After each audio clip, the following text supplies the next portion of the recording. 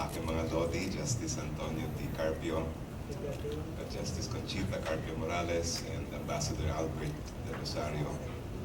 If I think we should refer to them perhaps as super woke lolos in the country. Of course, the other speakers, Dr. Renato De Castro, Dr. J. Tumbacal, Chiara Zambrano, to Dr. Dindom and Professor Dindom Anhit, the President of StratBase, Dr. Mahangas, I'm not sure if he's here already, and Dr. Deo Onda. Actually, I would be proud to call Deo one of my children. It would be something that I would be very, very happy to do. I think now we know where the passports of our fisheries come from, given the presentation of Dr. Deo. I have been asked to give a short presentation on the legal framework that we have in the Philippines for the protection of marine resources in the West Philippine Sea. I believe the framework is already there.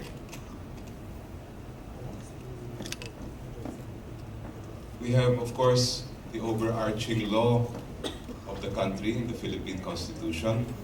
We have Presidential Decree 5099.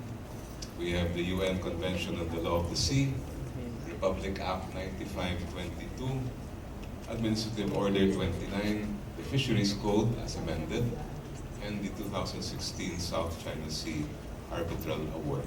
And allow me just briefly to go through the different laws and conventions.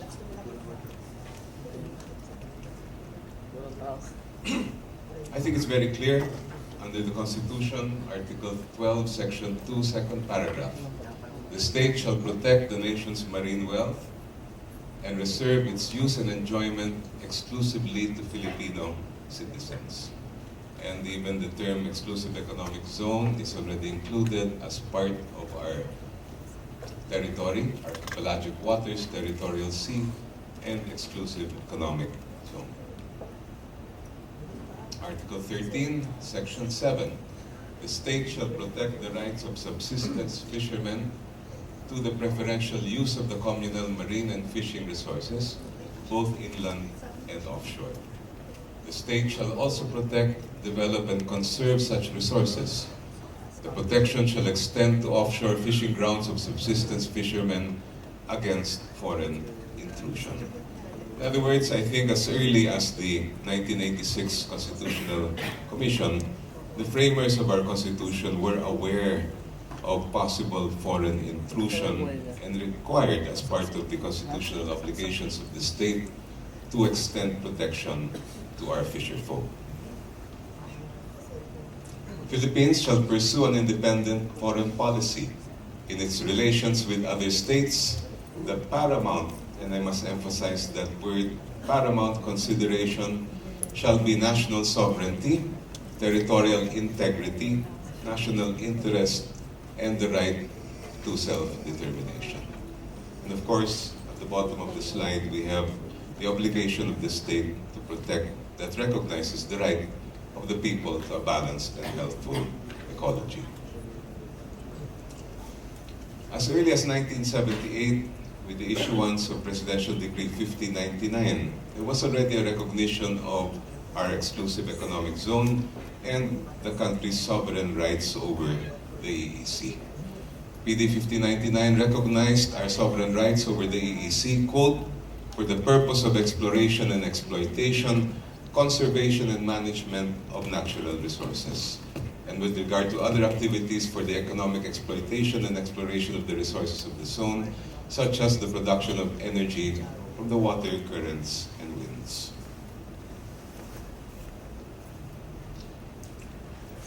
In fact, even the construction of artificial islands is covered by our Constitution, by PD 5099. With respect to the establishment and utilization of artificial islands, offshore terminals, installations, and structures, preservation of the marine environment, including prevention and control of pollution, and scientific research. All of these are covered by our exclusive rights and jurisdiction over the EEZ. And as early as this law, it recognized and defined the AEC as extending 200 nautical miles from the baseline. No person, and this law dates back more than 40 years, may explore or exploit any resources, carry out any search, excavation, or drilling operations, conduct any research, construct, maintain, or operate any artificial island, offshore terminal, installation, or other structure or device, or perform any act or engage in any activity that is contrary to or in derogation of our sovereign rights and jurisdiction in the AEC without the consent and agreement of the Republic of the Philippines. 6 years later, we became part of the UN Convention on the Law of the Sea. Of course, I would describe this, I'm not sure if Dr. J would agree with me, as the international version of PD 1599, recognizing as well the AEC not extending beyond 200 nautical miles from the baselines. This was followed by Republic Act 1995-22, passed in 2009, where Congress said, defined our country's archipelagic baseline and expressly recognized UNCLOS. In fact, if you look at Section 2B of this law, it expressly mentions Panatag Shoal, Bajo de Masinloc, Scarborough Shoal as an area, quote, over which the Philippines exercises sovereignty and jurisdiction. Then you have Administrative Order 29 issued in 2012, naming the maritime areas on the western side of our archipelago, including the EEZ, as the West Philippine Sea. We have also the Fisheries Code, which was amended in 2015, and its implementing rules and regulations, which again reiterates what we have in the Constitution. Fishery and aquatic resources of the country are for the exclusive use and enjoyment of Filipino citizens. Our government has the obligation to ensure rational and sustainable development, management, and conservation of our fishery and aquatic resources in Philippine waters, including the exclusive economic zone. Our government must protect our municipal fisherfolk from foreign intrusion in Philippine offshore fishing grounds. The code as well prohibited poaching and recognized that poachers could not only be domestic but foreign as well. There is a specific provision on foreign poaching, which even provides a prima facie presumption that the foreign fishing vessel found in Philippine waters is presumed to have been engaged in poaching. There are other provisions that I didn't include in the slides anymore that give the government, specifically the DA and the BIFAR, the power to impose administrative fines on foreign fishing vessels, among others, from the amount of $600,000 up to $1 million for violating the code.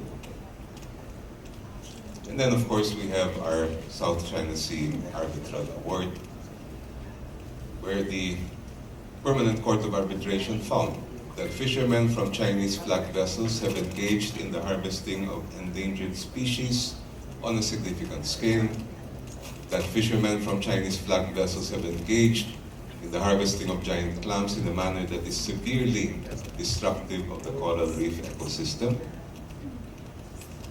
that the artificial islands constructed by China at Mischief Reef have caused severe, irreparable harm to the coral reef ecosystem, and that Ayungin Shoal and Panganiban Reef and Panatag Shoal are located within the 200 nautical miles of the Philippine baseline and form part of our AEC.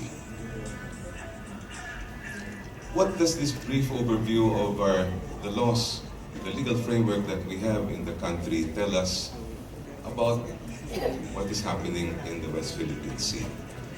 Well, I think the answer is really that the law is there, the framework exists. It's not a question of a lack of legal framework. The question is a lack of implementation of the legal framework.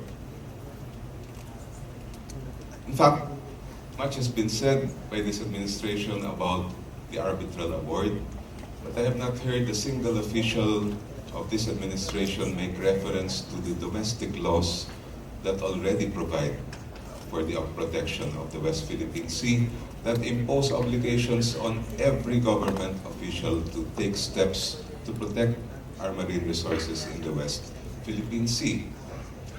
While our President has said he will set aside the arbitral ruling, he's called it useless and unenforceable, I think he forgets perhaps that he and the rest of this administration have a legal obligation to respect and implement Presidential Decree 5099, the Fisheries Code, RA 95-22, and of course, our fundamental law, the 1987 Constitution. In fact, we could look at the arbitral ruling as merely affirming internationally what is very clear under our domestic law. I think we need to talk about questions of accountability. Considering that the legal framework exists, considering that the legal and constitutional obligations are there and are supposed to be implemented by the government, those who are blatantly violating these obligations should be held accountable. What are the implications of this administration's green light policy toward China as far as the West Philippine Sea are concerned? Well, of course, this has already been happening for a long time, but I think it is even more glaring now. Militarization of our waters, building of artificial islands, runways, hangars, weather stations, and the like. Harassment of Filipino fisher folk. I think we're all familiar with that now. Depletion of our fish stock, extinction at some point of our endangered species, and destruction of coral reefs. I have always been so sad. I had expected from the beginning that our government would be the first to protest these intrusions, would be the first to implement what is there in our Constitution and our laws. But rather than protesting these intrusions, we have heard them justify, condone, tolerate, or perhaps acquiesce to them. I consider this a betrayal of the public trust, and it's very sad that this will affect not only those of our generation, kaming mga matatanda, kundi pati as Dr. Deo said, the youth and even the children of our children.